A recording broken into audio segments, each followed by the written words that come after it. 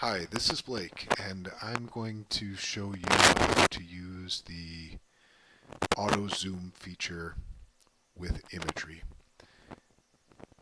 Oftentimes, when you're working with digital globe imagery, at a certain zoom level, the imagery will change to older imagery. And when that happens, you can often end up with less buildings.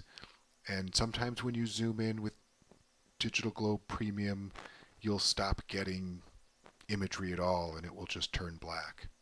But here you can see I'm using Digital Globe Premium Imagery, and you'll see that if I zoom in one more level, this imagery is going to change a lot, and it's going to be a lot older imagery. So I'm just going to use my mouse wheel and I'm going to zoom in one more level, and you'll see the imagery completely changes. Whoops.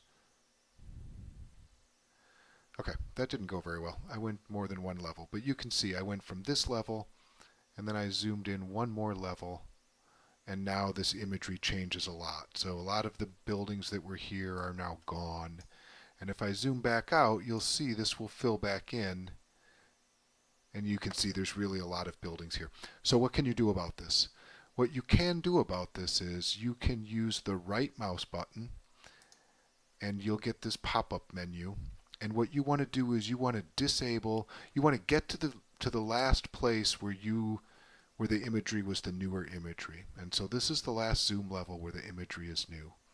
And so once I'm there, I'm going to disable auto zoom. And I right-clicked on the imagery and I'm going to disable auto zoom.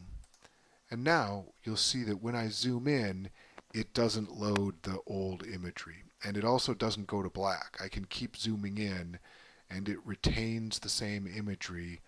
It just makes it very pixelated. Interestingly enough, you can oftentimes come over to the Esri worldwide imagery, and it is typically the newer imagery, and when you zoom in the Esri worldwide imagery, it sort of is automatically not changing to the older imagery and not giving you the black tiles. Sometimes you can zoom in a little bit better with the Digital Globe Premium than you can with Esri, so you should try it, but just be really careful, because we want to make sure that you don't, if we say please use Digital Globe Premium, we want to make sure that you're not, I have to re-enable my auto zoom and you'll see now these go to black. Now it's the older imagery. But just be very careful, because we'd like you to be able to use the Digital Globe Premium. We just want you to see that when you zoom in, it will often change to much older imagery.